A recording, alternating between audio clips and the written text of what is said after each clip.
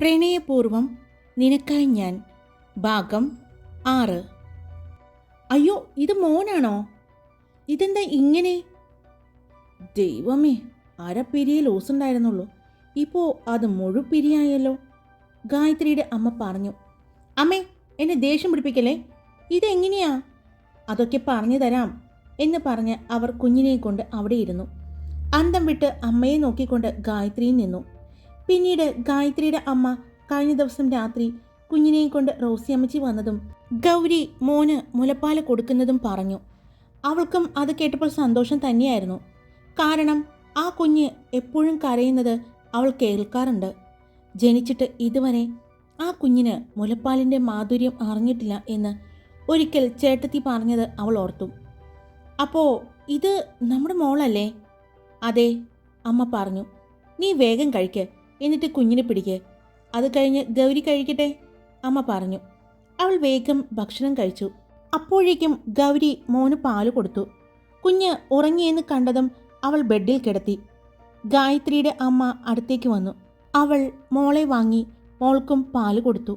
അവിടെ കിടത്തിയതിന് ശേഷമാണ് അവൾ ഭക്ഷണം കഴിക്കാനായിട്ട് ഇരുന്നത്. അവൾ ഭക്ഷണം കഴിച്ചു കൊണ്ടിരിക്കുമ്പോഴാണ് അങ്ങോട്ട് റോസി അമ്മച്ചി വന്നത്. നിങ്ങൾ ഗൗരിയുടെ സർട്ടിഫിക്കറ്റ് എല്ലാം സ്കൂൾ മാനേജറെ ഏൽപ്പിച്ചാൽ മതി, ഞാൻ എല്ലാം പറഞ്ഞിട്ടുണ്ട്, പിന്നെ ഞാൻ നോക്കിക്കോളാം, റോസി അമ്മച്ചി പറഞ്ഞു. മോനെന്തിയേ? അമ്മച്ചി ചോദിച്ചു. ഉറങ്ങി, ഗൗരി പറഞ്ഞു. അമ്മച്ചി റൂമിൽ ചെന്നപ്പോൾ കണ്ടു 2 കുട്ടികളും ഒരുമിച്ച് ഉറങ്ങുന്നത്. കുറച്ചു നേരം ആ കാഴ്ച നോക്കി നിന്നുകൊണ്ട് അമ്മച്ചി പുറത്തേക്ക് പോയി. അപ്പോഴേക്കും ബ്രേക്ക്ഫാസ്റ്റ് എല്ലാം കഴിഞ്ഞ് ഗായത്രിയും ഗൗരിയും പുറത്തേക്കിറങ്ങി. മോളെ, സർട്ടിഫിക്കറ്റ് എല്ലാം എടുത്തുവോ? ഗായത്രിയുടെ അമ്മ ചോദിച്ചു. ആ, എടുത്തു എന്ന് പറഞ്ഞുകൊണ്ട് ഗൗരി ഗായത്രിയുടെ അമ്മയുടെ കാലത്തൊട്ട് അനുഗ്രഹം വാങ്ങി. നിറഞ്ഞ മനസ്സോടെ തന്നെ ഗായത്രിയുടെ അമ്മ അവളെ അനുഗ്രഹിച്ചു. ഗായത്രിയും ഗൗരിയും കൂടി സ്കൂളിലേക്ക് തിരിച്ചു. വീട്ടിൽ നിന്നും ഒരു 15 മിനിറ്റ് യാത്രയേ ഉണ്ടായിരുന്നുള്ളൂ സ്കൂളിലേക്ക്. പോകുന്ന വഴി ഗായത്രി ഓരോ വിശേഷങ്ങളും കാഴ്ചകളും പറഞ്ഞ് അത് എന്താണെന്ന് ഗൗരിക്ക് പറഞ്ഞു കൊടുത്തുകൊണ്ടിരുന്നു. സ്കൂളിൻ്റെ വലിയ ഗേറ്റ് കടന്ന് ഗായത്രിയുടെ കാറ് സ്കൂൾ കോമ്പൗണ്ടിൻ്റെ അകത്തേക്ക് കയറിയതും ഗൗരി സ്കൂൾ നോക്കി കാണുകയാണ്. 3 വശവും 4 നിലകളോട് കൂടിയ വലിയ ബിൽഡിങ്ങുകൾ കൂടിയതാണ് സ്കൂള്. അതുകൂടാതെ കുറച്ചു മാറി മറ്റു വലിയൊരു 4 നില ബിൽഡിങ്ങും കാണാം. അതാണ് പുതിയ ബിൽഡിങ്. അതിൻ്റെ ഫംഗ്ഷന് വേണ്ടിയാണ് സണ്ണി സാർ പോയിരിക്കുന്നത്, ഗായത്രി പറഞ്ഞു. അപ്പോഴാണ് അവരുടെ അടുത്തേക്ക് 2 പേർ വരുന്നത്. ഗുഡ് മോർണിംഗ് ഗായത്രി ടീച്ചറെ. ഗുഡ് മോർണിംഗ്, അവൾ തിരിച്ചും പറഞ്ഞു. ഇതാരാണ് ടീച്ചറെ? അയാൾ ചോദിച്ചു. ഇത് ഇവിടെ പുതിയതായിട്ട് വരുന്ന ടീച്ചറാണ്, എൻ്റെ ഫ്രണ്ട് കൂടിയാണ്, ഗായത്രി പറഞ്ഞു. അവർ ഗൗരിയെ നോക്കി ചിരിച്ചു. എന്താ ടീച്ചറെ ടീച്ചറിൻ്റെ പേര്? അയാൾ ചോദിച്ചു. ഗൗരി, അവൾ പേര് പറഞ്ഞു. ഞാൻ സെബി, ഇവിടുത്തെ ഇംഗ്ലീഷ് ടീച്ചറാണ്. ഇത് ജോൺ, സയൻസ് അധ്യാപകനാണ്. കൂടെയുള്ള ആളും പരിചയപ്പെട്ടു. നിങ്ങളുടെ കൂട്ടുകാരൻ ഇതുവരെ വന്നില്ലല്ലോ, കുറേ ദിവസമായല്ലോ പോയിട്ട്. എന്തായി, പോയ കാര്യം ശരിയായില്ലേ? ഗായത്രി ചോദിച്ചു. പിന്നെ ശരിയാവാതെ? ആ പോയിരിക്കുന്നത് സണ്ണിയാണ്, സണ്ണി ഡേവിഡ് ജോർജ്. അവൻ പോയ കാര്യങ്ങൾ എന്തെങ്കിലും നടക്കാതെ അവൻ തിരിച്ചു വന്നിട്ടുണ്ടോ? ഇന്ന് വരും എന്നാണ് അറിഞ്ഞത്. അപ്പോൾ സന്തോഷത്തിനുള്ള ഒരു വകുപ്പുണ്ടല്ലേ? ഗായത്രി ചോദിച്ചു. തീർച്ചയായിട്ടും. അവൻ വന്നിട്ട് അവനും റോസി അമ്മച്ചിയും കൂടി എല്ലാവരെയും അറിയിക്കാം എന്നാ പറഞ്ഞിരിക്കുന്നത്. ഞങ്ങൾ പിന്നെ ടീച്ചറായതുകൊണ്ട് പറഞ്ഞതാണ്, ഇനി ആരോടും പറയാൻ നിൽക്കണ്ട. എന്തായാലും പുതിയ ടീച്ചർ വന്നു കയറിയതിൻ്റെ ഐശ്വര്യം കാണാനുണ്ട്, സെബി പറഞ്ഞു. എന്തായാലും ടീച്ചർ ചെന്ന് ജോയിൻ ചെയ്. അല്ല, ടീച്ചർ ഏത് സബ്ജക്റ്റാണ് എടുക്കുന്നത്? മലയാളം, ഗൗരി പറഞ്ഞു. അതേലേ, എന്നാ ഓഫീസ് റൂമിൽ മാനേജറുണ്ട്, ചെന്ന് കണ്ടോളൂ. ഗായത്രി, ഇന്ന് അമ്മച്ചി എന്തേലും പറഞ്ഞിട്ടുണ്ടോ? ഇല്ല, അമ്മച്ചി വരുന്നുണ്ടല്ലോ, റെഡിയാവുന്നുണ്ടായിരുന്നു ഞങ്ങൾ പോരുമ്പോൾ. അതേലേ, സണ്ണി വിളിച്ചിട്ടുണ്ടായിരുന്നു, അമ്മച്ചിയോട് ഇന്ന് വരാൻ പറഞ്ഞിട്ടുണ്ട്. അമ്മച്ചിയും അവനും കൂടി എല്ലാവരോടും പറയാനാണ് പറഞ്ഞിരിക്കുന്നത്. പുതിയ ബിൽഡിങ്ങിൻ്റെ ഉദ്ഘാടനം ഇവിടുത്തെ MLAയും പിന്നെ വിദ്യാഭ്യാസ മന്ത്രിയും അങ്ങനെ ആരൊക്കെയോ വരുന്നുണ്ടെന്ന് അറിഞ്ഞത്. ഉദ്ഘാടനം നടത്താൻ എന്തായാലും ഗ്രാൻഡ് ഫംഗ്ഷൻ തന്നെയായിരിക്കും സണ്ണി അറേഞ്ച് ചെയ്തിരിക്കുന്നത്. നമുക്ക് വിശദമായിട്ട് പിന്നെ സംസാരിക്കാം. എന്നാ നിങ്ങളിപ്പോൾ ചെല്ല്, ഞങ്ങൾ ഇപ്പോൾ വരാം പുറത്തു പോയിട്ട് എന്ന് പറഞ്ഞുകൊണ്ട് അവർ 2 പേരും നടന്നു നീങ്ങുമ്പോൾ ഗായത്രിയും പൊന്നും ഓഫീസ് റൂമിലേക്ക് ചെന്നു. അവിടെ ചെന്ന് മാനേജറെ കണ്ടു. അവളുടെ കയ്യിലുണ്ടായിരുന്ന സർട്ടിഫിക്കറ്റ് എല്ലാം കൊടുത്തു. ബാക്കിയുള്ള സർട്ടിഫിക്കറ്റ് റോസി അമ്മച്ചി എത്തിച്ചു കൊടുക്കാം എന്ന് പറഞ്ഞതുകൊണ്ട് മാനേജർ അവളോട് പിന്നെ ഒന്നും പറഞ്ഞിട്ടുണ്ടായിരുന്നില്ല. 10th സയൻസ് മലയാളം അധ്യാപികയായി ഗൗരിയെ അവിടെ അപ്പോയിൻമെൻറ്റ് ചെയ്തു. ഗായത്രിയുടെ ഒപ്പം ഓഫീസിലേക്ക് ചെന്ന് കയറുമ്പോൾ എല്ലാവരും അവളെ പരിചയപ്പെട്ടു. വീട്ടുകാര്യങ്ങൾ ഒന്നും അവൾ ആരോടും പറഞ്ഞിരുന്നില്ല. ഗായത്രിയുടെ ഫ്രണ്ടാണെന്നും ഒരു കുഞ്ഞിൻ്റെ അമ്മയാണെന്നും ഇപ്പോൾ ജോലി കിട്ടിയപ്പോൾ ഗായത്രിയുടെ ഒപ്പം താമസിക്കുകയാണെന്നും അവൾ പറഞ്ഞു. ബെല്ലടിച്ച് കുറച്ച് കഴിഞ്ഞപ്പോഴേക്കും ക്ലാസ് എടുക്കാൻ എല്ലാവരും പോയി. ഗൗരിയും അവളുടെ ആദ്യത്തെ ക്ലാസ് എടുക്കാനായി അവൾ സ്റ്റാഫ് റൂമിൽ നിന്നും ഇറങ്ങുമ്പോഴാണ് റോസി അമ്മച്ചി അങ്ങോട്ട് വരുന്നത് കണ്ടത്. സർട്ടിഫിക്കറ്റ് കൊടുത്തോ? അമ്മച്ചി ചോദിച്ചു. എല്ലാം കൊടുത്തിട്ടുണ്ട്, അവൾ പറഞ്ഞു.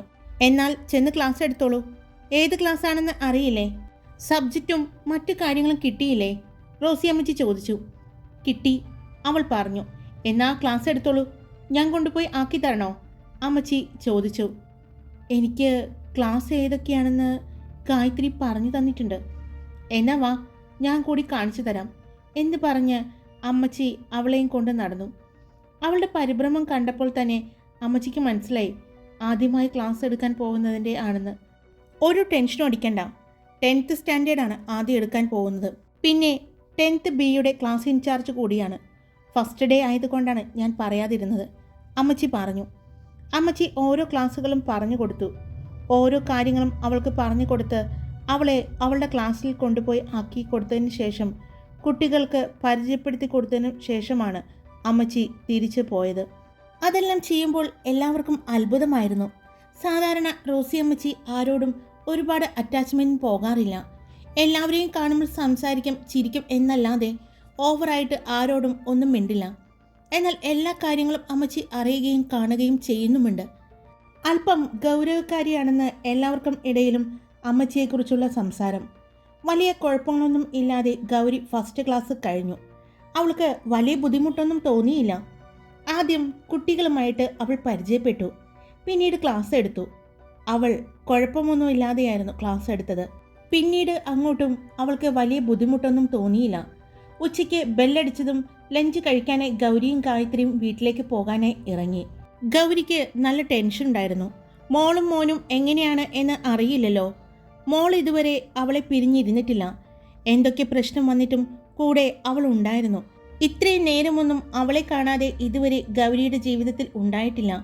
അതിൻ്റെ ഒരു വിഷമം അവൾക്കുണ്ടായിരുന്നു. ഇപ്പോൾ അതിൻ്റെ കൂട്ടത്തിൽ മോനും. മോൻ പാല് കുടിക്കാതെ വാശി പിടിക്കുന്നുണ്ടാവും എന്ന് അവൾക്ക് തോന്നി. വേഗം വാ ഗായത്രി, കുഞ്ഞുങ്ങൾ കരയുന്നുണ്ടാവും എന്നെല്ലാം പറഞ്ഞ് നടക്കുമ്പോഴാണ് ജോണും സെബിയും പുറത്തേക്ക് ഇറങ്ങുന്നത്. അവരെ കണ്ടതും അവരുടെ അടുത്തേക്ക് വന്നു. നിങ്ങൾ ഭക്ഷണം കഴിക്കാൻ പോവുകയാണോ? സെബിൻ ചോദിച്ചു. അതെ, ഗായത്രി പറഞ്ഞു. സണ്ണി സാർ ഇല്ലാത്തത് കൊണ്ട് ഭക്ഷണം കഴിക്കാൻ ഇപ്പോൾ വീട്ടിലേക്ക് വരാൻ പറ്റുന്നില്ല അല്ലേ? ഗായത്രി ചോദിച്ചു. അങ്ങനെയൊന്നുമില്ല, അവനുണ്ടെങ്കിലും ഇല്ലെങ്കിലും അവിടെ വരാനുള്ള സ്വാതന്ത്ര്യം ഞങ്ങൾക്കുണ്ട്. പക്ഷേ ഇപ്പോൾ ഇവിടെ ഒരു പുതിയ കട വന്നിട്ടുണ്ട്.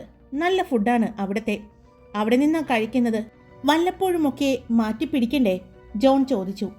ആയിക്കോട്ടെ, നടക്കട്ടെ എന്ന് പറഞ്ഞ് ഗായത്രി കാറിൽ കയറി. ഇനിയും സംസാരിച്ചു നിന്നാൽ ഗൗരി കരയുമെന്ന് പോലും ഗായത്രിക്ക് തോന്നി. അവൾ അത്രയും വിഷമിക്കുന്നുണ്ട് എന്ന് മനസ്സിലായതും ഗായത്രി വേഗം തന്നെ വന്ന് വണ്ടിയെടുത്തു. വീട്ടിലെത്തി കാറിൽ നിന്നും ഇറങ്ങിയതും അവൾ അമ്മച്ചിയുടെ വീട്ടിനകത്തേക്ക് നോക്കി. അവിടെ നിന്നും മോൻ്റെ കരച്ചിൽ കേൾക്കുന്നുണ്ടോ എന്നാണ് നോക്കിയത്. മോൻ്റെ കരച്ചിൽ കേൾക്കുന്നില്ല എന്ന് കണ്ടതും അവൾ വേഗം തന്നെ അവരുടെ വീട്ടിലേക്ക് ചെന്നു.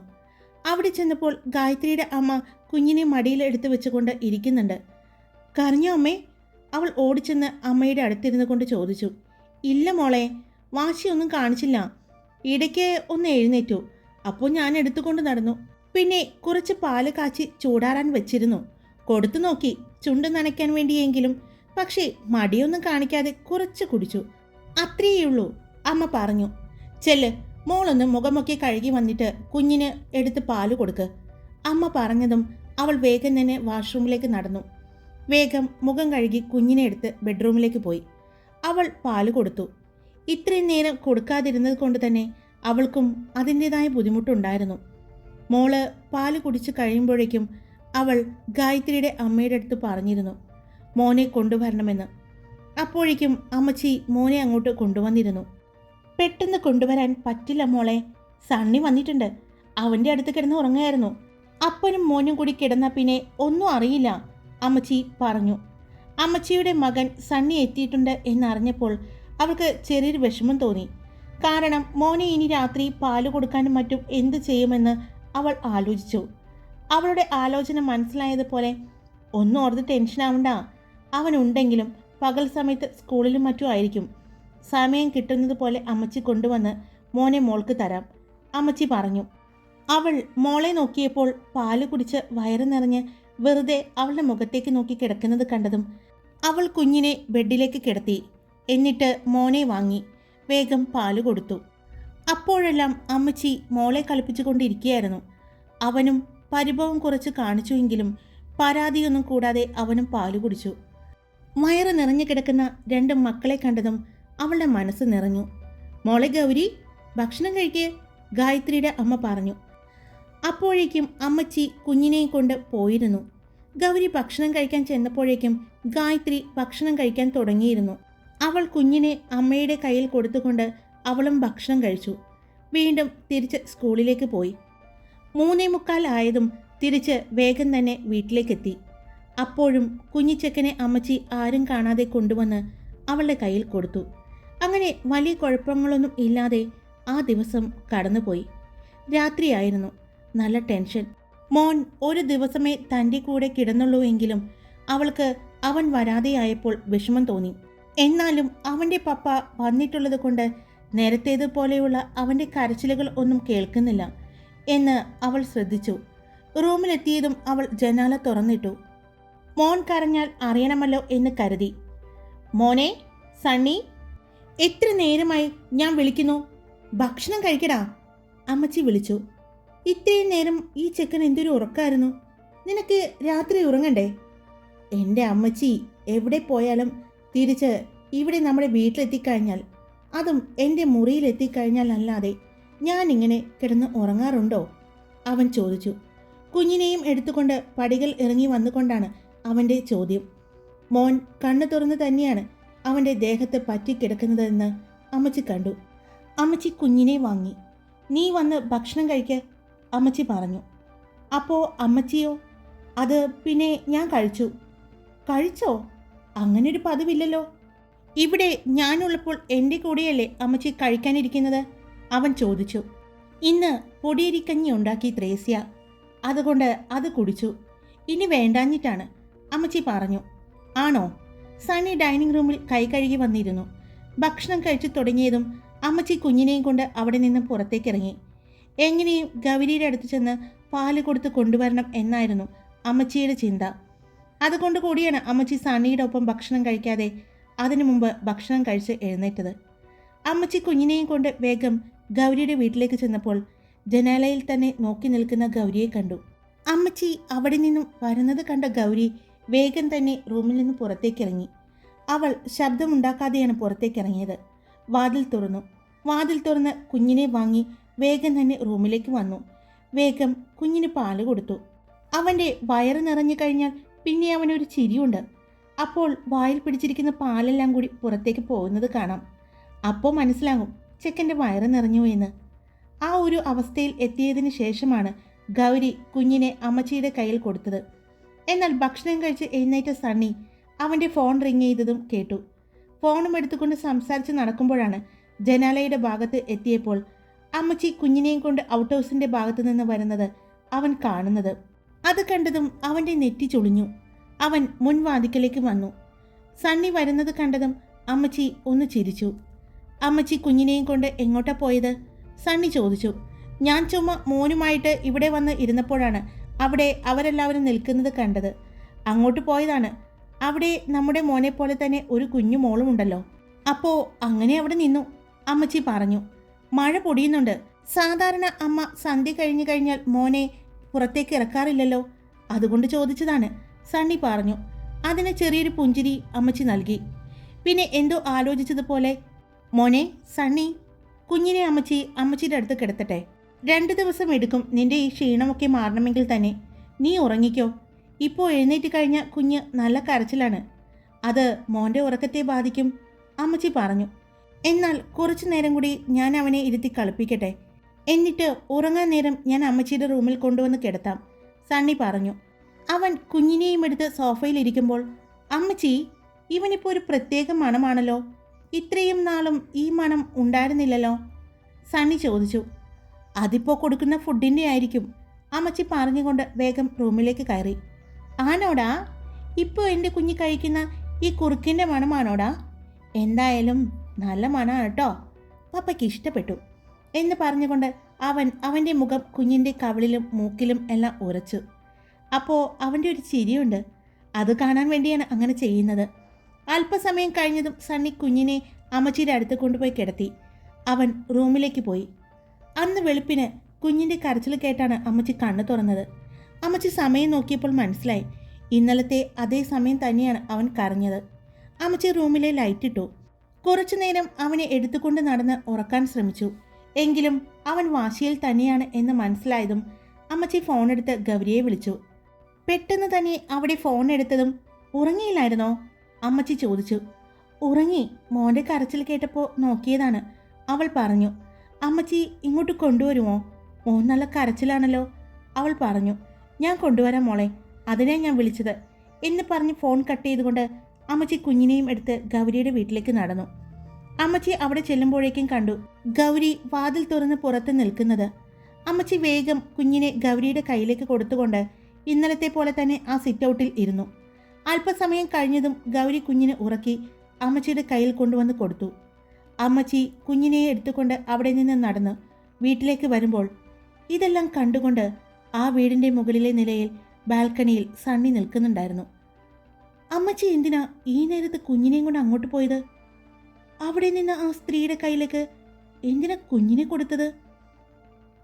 എന്തിനാ അമ്മച്ചി അവിടെ പുറത്ത് അവരെയും കാത്തിരുന്നത്? എന്തിനായിരിക്കും ആ സ്ത്രീ മോനെ അകത്തേക്ക് കൊണ്ടുപോയത് എന്നെല്ലാം ആലോചിച്ചു. അതിനിടയിൽ ആ രാത്രി ആ വീടിൻ്റെ മുന്നിലെ ലൈറ്റിൻ്റെ പ്രകാശത്തിൽ വന്നു നിന്ന ആ സ്ത്രീയെ അവൻ ഒന്നുകൂടി മനസ്സിൽ ആലോചിച്ച് എടുക്കാൻ ശ്രമിച്ചു. രാത്രിയായതും ഇത്രയും ദൂരെ ആയതുകൊണ്ട് തന്നെ മുഖം വ്യക്തമായി കാണാൻ സാധിക്കുന്നില്ല എന്ന് അവൻ ഓർത്തു. താഴേക്ക് ഇറങ്ങിച്ചെല്ലണമെന്ന് തോന്നിയെങ്കിലും അവൻ പക്ഷേ അവിടെ തന്നെ നിന്നു. അമ്മച്ചി അകത്തേക്ക് കയറുന്നതും വാതിൽ അടയ്ക്കുന്നതും എല്ലാം അവൻ കേൾക്കുന്നുണ്ടായിരുന്നു. വന്നപ്പോൾ മുതൽ ഉറങ്ങിയത് കൊണ്ട് ഉറക്കം വരാത്തത് കൊണ്ടാണ് അവൻ അവിടെ പുറത്തെ ബാൽക്കണിയിൽ വന്ന് നിന്നത്. അവിടെ നിൽക്കുമ്പോൾ നല്ല കാപ്പിപ്പൂവിൻ്റെ മണമെല്ലാം ആസ്വദിച്ചു കൊണ്ട് നിൽക്കുമ്പോഴാണ് അമ്മച്ചി കുഞ്ഞിനെ കൊണ്ട് പോകുന്നത് കാണുന്നത്. ആ കാഴ്ച അവനെ ഞെട്ടിച്ചു. അവൻ വീണ്ടും നോക്കിയപ്പോഴാണ് ആ വീടിൻ്റെ മുന്നിൽ ഒരു സ്ത്രീ വന്ന് നിൽക്കുന്നത് അവൻ കണ്ടത്. ആ സ്ത്രീയെ എവിടെയോ പരിചയമുള്ളതുപോലെ അവന് തോന്നി. അതിനേക്കാൾ ഉപരി ഈ നേരം വെളുത്തു വരുന്ന സമയത്ത് എന്തിനാണ് കുഞ്ഞിനെയും കൊണ്ട് അങ്ങോട്ട് അമ്മച്ചി പോയത് എന്നാണ് അവൻ ആലോചിച്ചത്. ഹായ്, എല്ലാവരും സുഖമായിട്ടിരിക്കുന്നോ? ഞാൻ സുഖമായിട്ടിരിക്കുന്നു. ഇപ്പോൾ സ്റ്റോറി ഡിലേ ആവുന്നതിൻ്റെ കാരണം മക്കൾക്ക് എക്സാമാണ്. എൻ്റെ സ്റ്റോറി ആദ്യം മുതലേ കേൾക്കുന്നവർക്ക് എല്ലാവർക്കും അറിയായിരിക്കാം, കുട്ടികൾക്ക് എക്സാം വരുമ്പോൾ ഞാൻ സ്റ്റോറി ഇങ്ങനെ മുടക്കാറുണ്ടെന്ന്. അപ്പോൾ അവർക്ക് എക്സാമാണ്, അതുകൊണ്ടാണ് സ്റ്റോറി ഡിലേ ആവുന്നത്. മനസ്സിലാക്കുമെന്ന് കരുതുന്നു. സ്റ്റോറിയിൽ കഥാപാത്രങ്ങളുടെ പേര് മാറിയിട്ടുണ്ട്. ഞാൻ കുറേ ആലോചിച്ചു, എൻ്റെ മനസ്സിലേക്ക് കിട്ടുന്നില്ല, അതുകൊണ്ടാണ് പുതിയ പേര് കൊണ്ടുവന്നത്. ഇനിയും വൈകിക്കഴിഞ്ഞാൽ വീണ്ടും കഥയും മാറും, കഥാപാത്രങ്ങളും മാറുമെന്ന് തോന്നിയത് കൊണ്ട് തന്നെയാണ് ഞാൻ പെട്ടെന്ന് ഈ സ്റ്റോറി ചെയ്യാമെന്ന് വിചാരിച്ചത്. ഞാൻ പറയുന്നത് നിങ്ങൾക്ക് മനസ്സിലാക്കാൻ പറ്റുമെന്ന് എനിക്ക് തോന്നുന്നു. എന്തായാലും നിങ്ങളുടെ അഭിപ്രായങ്ങൾ നിങ്ങൾ പറഞ്ഞോളൂ. ഇഷ്ടപ്പെട്ട ലൈക്ക് ചെയ്യുക, പിന്നെ സബ്സ്ക്രൈബ് ചെയ്യാതെ കേൾക്കുന്നവരുണ്ടെങ്കിൽ സബ്സ്ക്രൈബ് ചെയ്ത് സപ്പോർട്ട് ചെയ്യുക. Love you all. It's me Karthika.